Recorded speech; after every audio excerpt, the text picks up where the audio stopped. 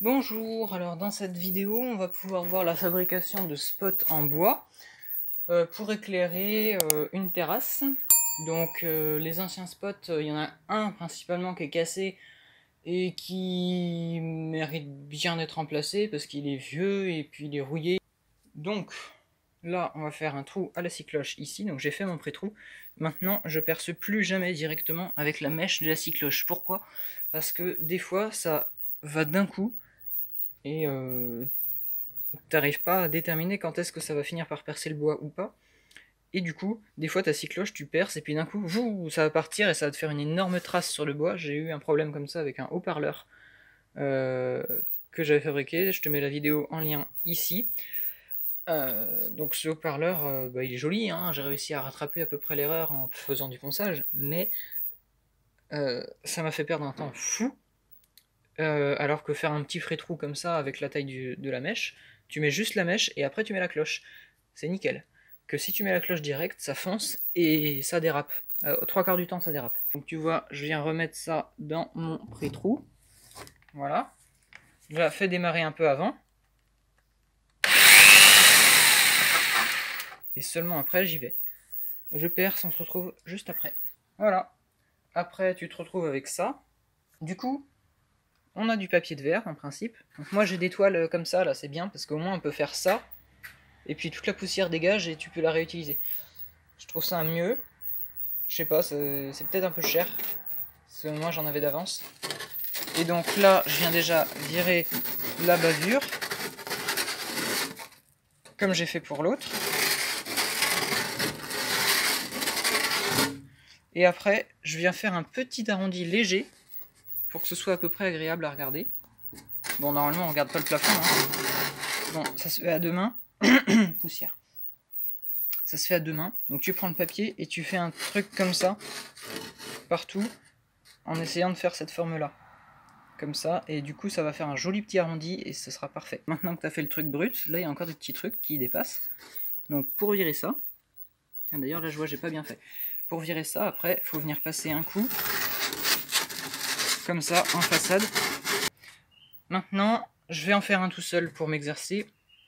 Donc le grand truc là, moi j'ai pas de scie circulaire, de scie truc là, de scie cloche de la bonne taille. D'ailleurs qu'est-ce que fait tomber celle-là? J'ai pas de scie cloche de la bonne taille pour faire ça, et de toute manière ce serait trop tard, parce que la scie cloche il lui faut un trou central pour pouvoir tourner, que là il n'y a plus de trou central, à moins d'avoir une mèche de ce diamètre là, je ne trouverai pas je pense ici. Donc là ça va être à la scie sauteuse, et après on va coincer le truc et on va tout arrondir, et ça va faire quelque chose de super joli. Donc tu vois, pour faire une découpe en rond avec une scie sauteuse, il faut une lame pas trop large, hein, donc comme ça là c'est le maximum qu'on doit avoir. Et donc tu rentres dans le bois comme tu fais d'habitude pour faire une coupe droite, hein, donc tu rentres comme ça. Attends, je vais le faire sortir parce que sinon ça va être impossible de te montrer.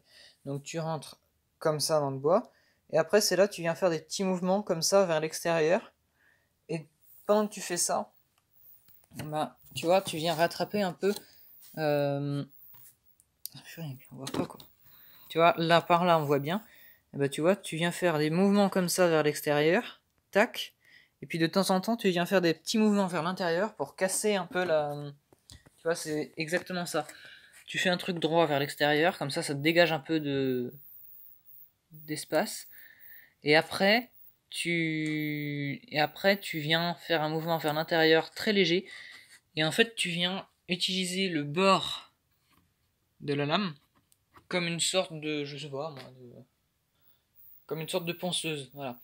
Et tu viens, entre guillemets, poncer la découpe un peu grossière que tu avais fait. Ça marche plutôt bien. Tu auras sûrement des meilleurs tutos que les miens pour faire des découpes en arrondi avec du bois, hein. Je te le dis tout de suite. Bon, moi je vais découper le deuxième. Je vais essayer de faire en sorte qu'on se reprenne en milieu de route. Et aussi pendant, avant, après. Donc là tu vois c'est comme ça. Je vais essayer de faire des étapes. Donc tu vois là c'est comme ça, j'ai mon trait. Je vais découper ça. Donc le tour. Bon alors là voilà. C'est le début. Donc là tu vois je me suis un tout petit peu planté. J'ai fait un truc un peu trop vers le centre. C'est pas grave, ça se voit pas trop. Donc tu vois je suis bien rentré par là. Ensuite, j'ai commencé à faire des découpes vers l'extérieur, j'ai réussi à casser ce morceau, et ensuite je suis allé faire mon vrai trait.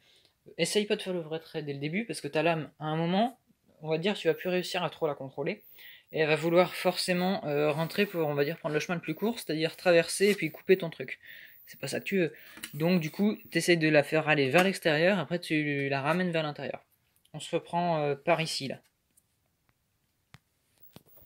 Alors voilà, tu vois, ça fait des petits trucs comme ça. Et là, j'ai réussi à suivre mon trait.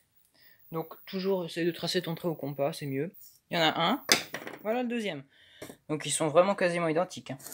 Lui, ce sera le non visible. Enfin, le non visible. Ce sera ça, tu vois, ce sera par exemple côté maison, parce que tu vois bien qu'il y a eu un petit problème là. Je vais réussir à poncer pour que ça se voit pas trop. Donc c'est parti pour le ponçage. Ponçage dans ce sens-là, mais ponçage super fort. Alors c'est que du grain 120. Moi ça suffit. Et je vais poncer comme ça. Donc je vais déjà faire ça sur cette face-là. Donc voilà, tu vois, c'est poncé, c'est tout doux, tout lisse. J'ai fait un tout petit coup aussi à l'arrière là pour les bavures. Maintenant, tu le retournes d'un demi-tour. Donc c'est-à-dire pour que tu puisses poncer de ici à là. C'est les limites là où j'ai pas pu faire. Donc c'est parti. Maintenant que c'est fait, tu vas bien voir que là c'est la découpe. Ouais, il y a des petits trucs, ça, c'est pas spécialement beau. Voilà. Après ponçage, tu vas voir ce que ça rend. Toujours le même sens, mais maintenant, une fois que c'est poncé. Voilà, donc ça a tout égalisé. C'est parfait, c'est tout lisse, là tu te prends plus une seule écharpe, hein, c'est pas possible.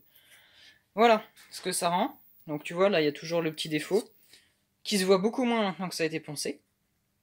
Maintenant, ce qu'on va faire, c'est le ponçage extérieur, donc le léger arrondi.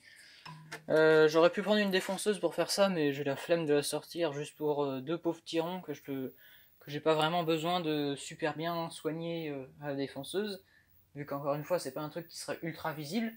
Donc là, pour ça, tu vois, l'intérêt c'est juste comme à l'intérieur, sauf que là c'est à l'extérieur. Du coup tu prends le papier de verre et tu passes comme ça, donc tu mets une main là, et tu passes comme ça. Voilà, c'est bon, c'est fini, c'est poncé, c'est tout comme je veux. On va mettre les deux petites vis et on se retrouve après. Alors voilà, j'ai mis mes vis, donc tu vois, ça sert à ça. Donc faut faire gaffe aussi quand on utilise du 3 mm ou du 5 avec des vis, faut pas trop forcer sinon on fait un trou au travers. Donc ça m'est pas arrivé parce que j'ai fait gaffe. Donc voilà, tu vois, et puis là il y aura un petit fil. Ça va me permettre de faire tout sécher et assez rapidement. Comme ça, même si je veux, si jamais il faisait soleil, c'est pas le cas, mais s'il faisait soleil, je pourrais le mettre dehors à sécher en plein vent ou en plein soleil. Donc voilà. Et là, pareil, sur le deuxième. Donc c'est parti, on va commencer la peinture, donc sur du journal, et c'est que quand on arrivera par là, là que je vais faire à la main et au plafond. Ça me rappelle quand j'avais fait la porte de la chaufferie. J'avais ouvert le pot, je m'étais dit, mais c'est une blague, c'est quoi cette peinture pourrie, quoi? Et en fait, c'est en mélangeant, tu vois, la teinte, elle est en dessous. Et ça doit être le composé chimique qu'ils mettent pour la peinture extérieure. Hop, tu vois, la teinte, elle est là. Donc, un petit truc pour mélanger. Donc, j'ai pris un pinceau comme ça, hein, ça suffira. Et on prend un truc pour mélanger. Donc, voilà, les trucs qui étaient sans la peinture. Bon voilà, là c'est mélangé. Bon, un peu énergiquement, il y a des bulles, mais c'est pas grave. Tant pis. Donc, pour peindre, eh ben, tu prends ton pinceau, hein. Puis c'est comme de la peinture normale, hein. C'est pas parce qu'elle est de couleur bois et pour extérieur que ça se peint différemment. Donc là, je vais être obligé de tenir moi, hein. Mais donc tu vois, comme ça. Et au moins, ça va lui permettre de résister mieux à l'extérieur. Et puis, en même temps, ça donne une petite couleur jolie que tu n'aurais pas eu autrement. Je vais essayer de faire apparaître quand même les fibres du bois avec. Donc tu vois, ça c'est avec, ça c'est sans. Hop. Donc ça a une couleur que j'aime bien quand même, hein. La couleur ton bois là. Voilà, on verra mieux avec le flash et tout. Voilà le rendu du premier. Donc c'est pas sec, hein. Mais bon voilà. Et le deuxième qui est pas fait. C'est joli avec la peinture quand même, hein.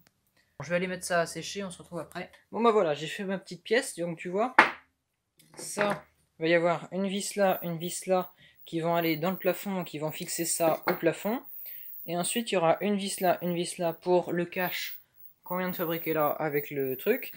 Et ça, ce sera tout bien centré comme il faut ici, à peu près, comme ça, pour pouvoir fixer l'ampoule. Donc là, j'ai déterminé à peu près la hauteur de ça plus l'ampoule. Alors attends, je te montre. Donc les ampoules Gudis, elles font à peu près toute cette taille-là. Donc c'est la hauteur d'une ampoule avec ça. Hop, donc tu vois, là, il y a même un peu de marge pour le plexiglas, donc il sera pas aussi épais que ça, hein. Ce sera 3 mm grand maximum. Et voilà, donc en fait ça fera un petit portique comme ça qui sera fixé au plafond, et un truc pour faire joli en plexi, et en bois. Donc tu vois, les anneaux, là, ils ont commencé à sécher, on commence à bien voir la couleur finale. Bon là t'es en contre-jour, donc c'est pas top, mais là, tu vois, l'angle là, il est déjà beau. S'il y avait une mise au point, ce serait bien.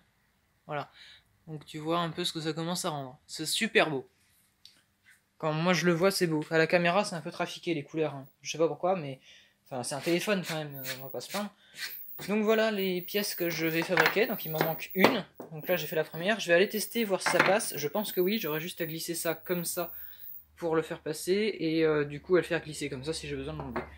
C'est parti, j'ai testé ça. Je viens de tester, ça marche super bien. Maintenant, je vais mettre cette douille là. Tac, dessus, centré, si possible. Donc voilà, la douille est fixée, donc avec les deux fils de chaque côté, qui iront se relier aux fils qui passent dans le plafond, là où il y a le spot en ce moment. Donc tu vois, j'ai mis deux petites vis de bonne taille, ça dépasse pas. Ça, c'est vraiment découpé à l'arrache, c'est une chute, et j'en suis content d'avoir utilisé une chute, parce que c'est pas souvent que je les utilise. Hop, et donc là, tu vois, il y a ça qui sera fixé comme ça, et là, tu vois vraiment le truc venir. Donc ce sera pas cette ampoule là, déjà elle est cramée celle-là, mais en plus ce sera une LED de couleur soleil, tu sais, des LED un peu jaunes là, j'aime mieux ça que les LED blanches. Hop, donc ce sera comme ça au plafond. Ça, j'ai regardé l'espacement entre ici et là, c'est pile poil au millimètre près l'espacement maximal que j'ai avec le trou à la scie cloche dans le plafond. Nickel.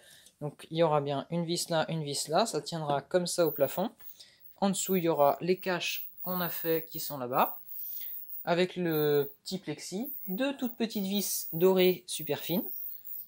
Et voilà. Bon, bah maintenant ça va être la pause dehors, mais pour ça je vais attendre que la deuxième couche soit faite et que ce soit sec partout et que ça marche bien. Et que le plexiglas soit découpé et collé. Ça fait beaucoup de choses, donc ce sera peut-être pas pour demain, pour après-demain je pense. Donc c'est parti.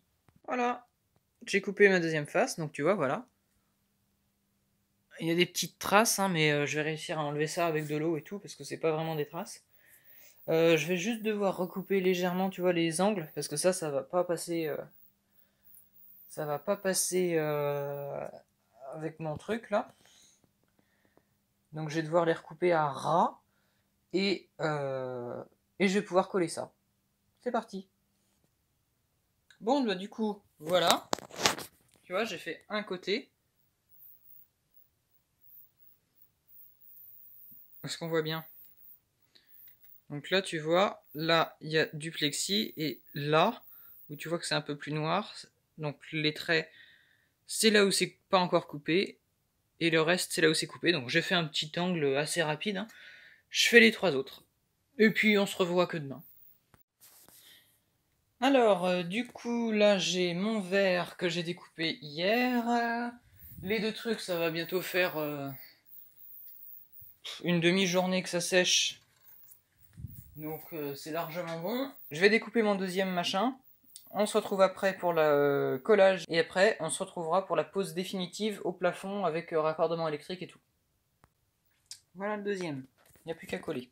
Donc pour coller, c'est assez simple. Donc tu vois déjà, il a pas de fissure comme l'autre. Tu vois, c'est nickel. Donc on va le mettre en équilibre, comme ça ce sera bien mieux.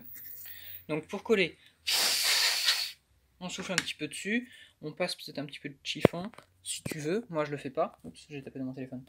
Ensuite, de la colle. Bon là c'est de la UU colle tout super fort, super rapide et ajustable. Bon, voilà. Moi c'est du comme ça. Donc, je vais te montrer, je vais faire un tout petit cordon sur tout le tour, sans interruption. Voilà. Donc là tu vois c'est un petit cordon sans interruption. Comme ça fera l'étanchéité en même temps. On gagne un petit peu de temps. Ça ensuite, tu m'excuses, je vais le faire avec les deux mains. J'aime mieux. Voilà. Et l'idée c'est de venir appuyer, mais super fort. Donc pas au milieu, sinon ça va juste plier, ça va rien faire. Pendant quelques secondes. Pendant quelques secondes. Voilà. Après tu peux relâcher. C'est bon. Le plus important maintenant, ça va être de venir, désolé, de venir retourner ta pièce, comme ça, d'appuyer aussi, hein. Mais surtout, moi j'utilise l'arrière de ma lame, et je viens prendre tout ce qui dépasse et l'essuyer sur le chiffon. Bon voilà, et maintenant que c'est fait de ce côté-là, c'est tout beau tout propre, tu vois, c'est parfait. Bon, là où ça a un petit peu bavé, je vais pouvoir enlever ça avec mon ongle. Maintenant, tu vois, maintenant c'est bien appliqué, c'est bon, c'est collé, enfin pas encore trop, mais voilà. On va aller poser donc tout ça ensemble, je prends tout, donc tu vois, voilà, ce sera quelque chose comme ça. C'est sympa, non? Bon, alors du coup, tu vois, c'est bon, j'ai viré le vieux spot, et il avait bien besoin d'un remplaçant celui-là, hein. Donc tu vois, en fait, ce qui m'a alerté, c'est qu'il tombait. Donc ce qui s'est passé, c'est que il tenait, mais que d'un côté, tu vois, il était un peu comme ça au plafond. Et c'est parce qu'il manquait un des clips sur les deux. Donc l'autre, je l'ai fichu à la poubelle déjà hier. Et puis en plus, bon, tu vois, c'est pas génial, quoi. Je préfère ce que j'ai fait. Donc, au niveau du plafond, on a ça. Donc on a le neutre, la phase qui arrive. J'ai mis un domino, parce qu'avant, ça se branchait directement sur la douille. Sauf que là, maintenant, ma douille, elle est faite avec deux fils qui sortent d'usine. Voilà, donc je vais recouper ça, enfin je vais pas les recouper, je vais brancher ça au domino. Je vais virer l'ampoule pour être sûr de ne pas la péter et je vais, tu vois, l'ampoule, et voilà, c'est de la chance, ça passe. Donc je vais pouvoir mettre le centre de ça au centre d'en haut et ensuite je vais pouvoir mettre le cache et puis en fait ce sera fini, hein, c'est pas compliqué à poser. Donc c'est parti, je vais chercher le centre du trou. Bon du coup j'ai fait un test, ça marche, c'est raccordé, hein. Donc voilà, le trou est fait, maintenant on le fraise. Comme ça. Et là la tête de vis elle va rentrer pile poil dedans. C'est fini d'être fixé, c'est entré. Nickel. Donc tu vois il y a les deux vis avec le bois qui a été légèrement fraisé pour que ça rentre et que ça dépasse pas. Maintenant on va mettre le gros cache. Bon bah voilà. C'est bon, c'est fini. Bon bah je pose le deuxième, on se revoit après. Donc voilà, les spots sont complètement terminés d'être posés. Donc maintenant qu'on est le soir, ça permet bien de voir comment ils éclairent.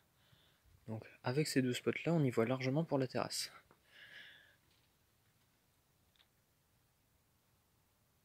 Donc voilà, donc il y en a un là et un là. Je vais descendre un petit peu. Donc ceux qui sont un peu observateurs, vous verrez que la terrasse a changé entre temps. C'est normal, parce que cette vidéo là, enfin l'outro, ce que je tourne en ce moment, c'est 2 ans après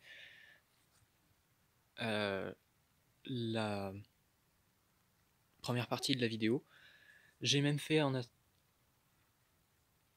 là où je mets mon doigt là, j'ai même fait un gros spot double ampoule en bois aussi. Donc voilà ce que ça rend un petit peu, ce qu'on a pu faire dans la vidéo. Donc ça n'a pas été forcément très détaillé, la vidéo était un peu vieille, je suis désolé. Mais bon voilà, je voulais quand même la sortir parce que je trouvais que c'était un petit projet sympa et puis qui peut toujours être utile. Donc voilà, c'est tout pour cette vidéo. Merci et à bientôt pour une prochaine vidéo.